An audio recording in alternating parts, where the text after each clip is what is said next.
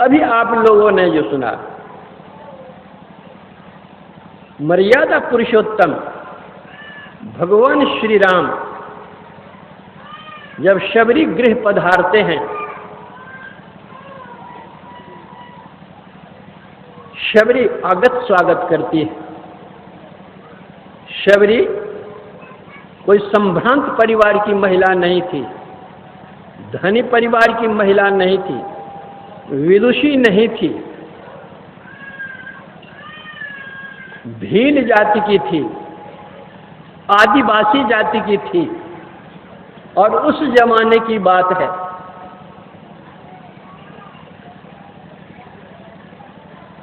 भगवान श्री राम का वह आगत स्वागत करती है और कहती है, कई विधि स्तुति करो तुम्हारी, अधम जाति में जड़ मति भारी, अधम ते अधम अधम अति नारी, तीन मह में अति मंदा घारी।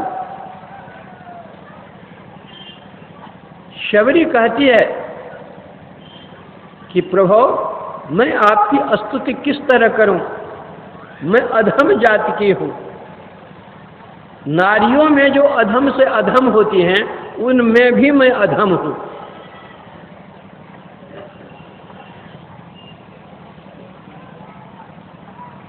मैं मंद बुद्धि की हूं, गंवारी हूं, कोई मैं उच्च कुल की नहीं हूं, कोई मैं पढ़ी लिखी नहीं हूं, कोई संभ्रांत परिवार की, धनी परिवार की भी नारी नहीं हूं।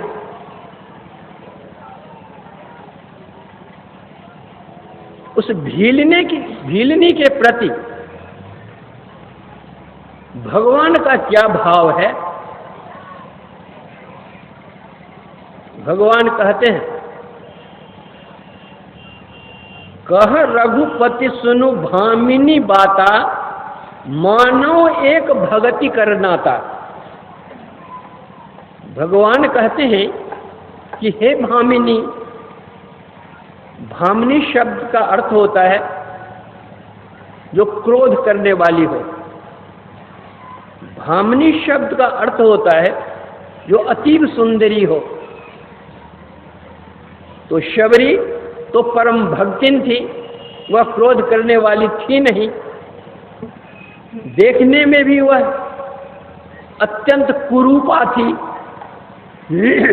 उस कुरूपा के कारण ही उसके पति ने उसको छोड़ दिया था। फिर भी भगवान भामिनी शब्द का प्रयोग क्यों करते हैं?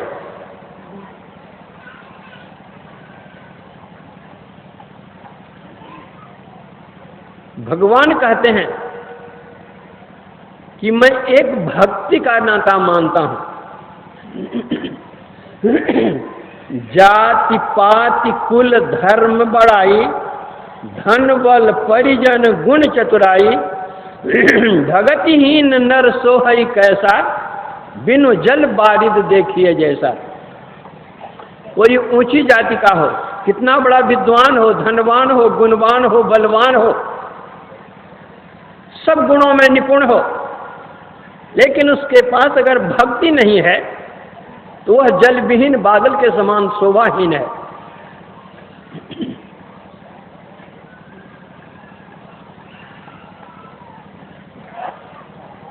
जब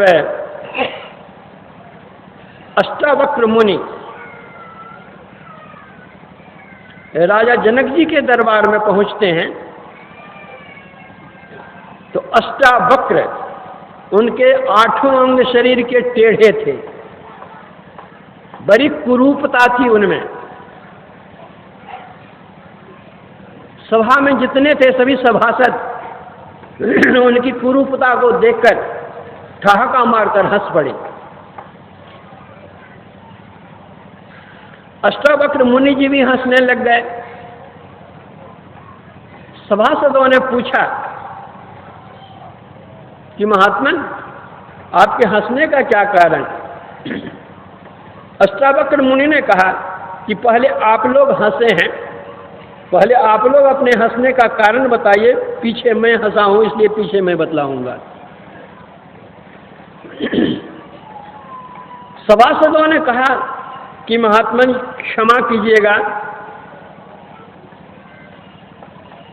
आप जैसी कुरूपता आज तक मुझे हम लोगों को देखने को मिली नहीं, इसीलिए आपकी कुरूपता को देख करके मैं अपने को रोक नहीं सका और हंस दिए हम लोग। और आपके हंसने का कारण, अष्टावक्र मुनि ने कहा कि मैंने सुना था कि राजा जनक के दरबार में बड़े बड़े विद्वान लोग रहते हैं, आत्मज्ञानी लोग रहते हैं, तत्वज्ञानी लोग रहते हैं, आत्मद्रष्टा लोग रहते हैं, ब्राह्मण लोग रहते हैं, लेकिन यहाँ आने पर तो मुझे ऐसा लगा कि यहाँ न कोई एक ब्राह्मण है, न कोई आत्मज्ञानी है, न कोई तत्वज्ञानी है, न कोई विद्वान है।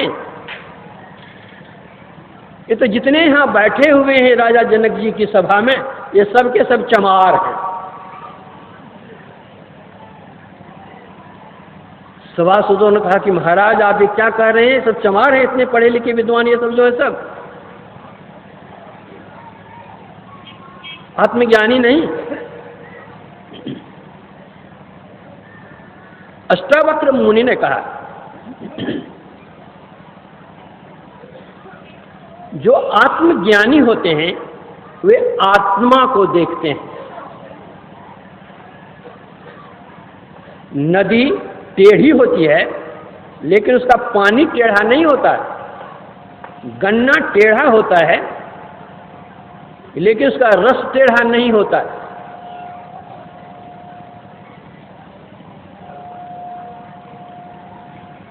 गाय विभिन्न प्रकार के रंगों की होती है लेकिन सबका दूध एक ही उजला ही होता है।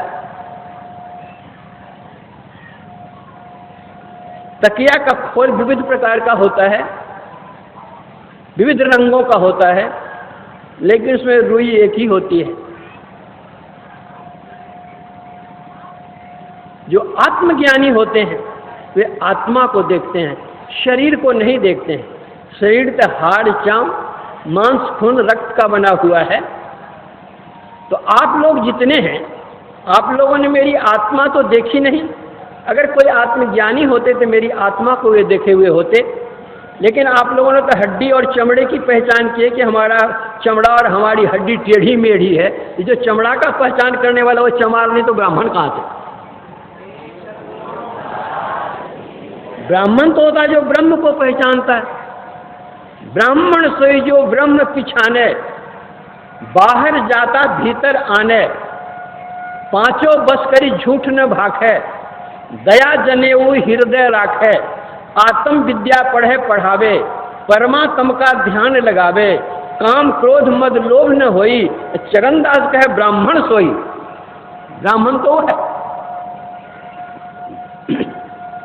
तो भगवान श्री राम शबरी की आत्मा को देखते थे कि इसकी आत्मा की सुंदरता, आत्मा की सुंदरता के सामने और किसी की सुंदरता नहीं होती। जो शरीर है, यह शरीर क्या है? जैसे आप एक सुंदर मकान बनाते हैं और उस पर प्लास्टर करते हैं और वो प्लास्टर इतना चिकना होता है कि हाथ कहीं रखते फिसल करके हाथ कहीं चला जाता है, इतना चिकना प्लास्टर होता है। लेकिन अगर खोद करके देखिए उस मकान को तो क्या मिलेगा आपको? ईंटा, कंकड़, पत्थर, चूना, सीमेंट, बालू। उसी यह शरीर ऊपर से देखने में कितना भी सुंदर क्यों न हो, लेकिन खोद करके देखिए तो क्या निकलेगा? मांस, हड्डी, चमड़ा, रक्त, पखाना, पेशाब। जा शरीर माहितु अनेक सुख मान रहो, ताहितु बताओ या में कौन बात भली है? मेद मज्जा मांस रग रग में रखत भरो, और पेट हु पिटार इसी में ठौर ठौर मली है। हारण से भरे मुख, हारण को नैन नाक अंग अंग सो, तो हारण की डली है। सुंदर कहतिया ही देख जनी भूलो को, भीतर तो भंगार भली ऊपर तो कली है। तो भगवान राम के दृष्टि में शरीर नहीं था, शरीर की कुरूपता जो शबरी की थी वह नहीं है, भगवान तो आत्मदर्शित हुए आत्मा को देखते हैं, उसकी आत्मा की सुंदरता को देख करके वे कहते हैं भामिनी। भगवान राम कहते हैं कि मैं तुमको 9 प्रकार की भक्ति कहता हूं, सुनो। वास्तविक बात तो यह थी कि शबरी 9 प्रकार की भक्ति में पारंगत थी, क्योंकि उनके गुरु मतंग ऋषि थे। मतंग ऋषि ने उनको जो क्रिया बतलाई थी, निष्ठापूर्वक उन्होंने साधना की थी, और साधना करके उन्होंने सत्य का साक्षात्कार कर लिया था, आत्मस्वरूप का साक्षात्कार कर लिया था शबरी ने। मर्यादा पुरुषोत्तम भगवान श्री राम शबरी को माध्यम बना करके हम लोगों को उपदेश देते हैं। वह उपदेश शबरी के लिए नहीं था, वह उपदेश हम लोगों के लिए है। क्या कहते? प्रथम भगति संतन कर संगा, दूजे रतिवम कथा प्रसंगा।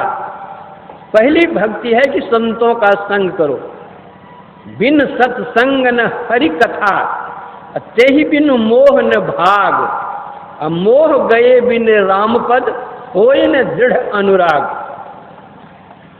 राम कथा के तेई अधिकारी, जिनके सत्संगति अति प्यारी। राम कथा सुनते हैं, राम धुन करते हैं, राम धुन हम सुनते हैं, सब कुछ करते हैं, लेकिन अगर हम सत्संग नहीं करते हैं तो गोस्वामी जी कहते हैं वे राम कथा के अधिकारी नहीं है। राम कथा के कई अधिकारी, जाके सत्संगति अति प्यारी।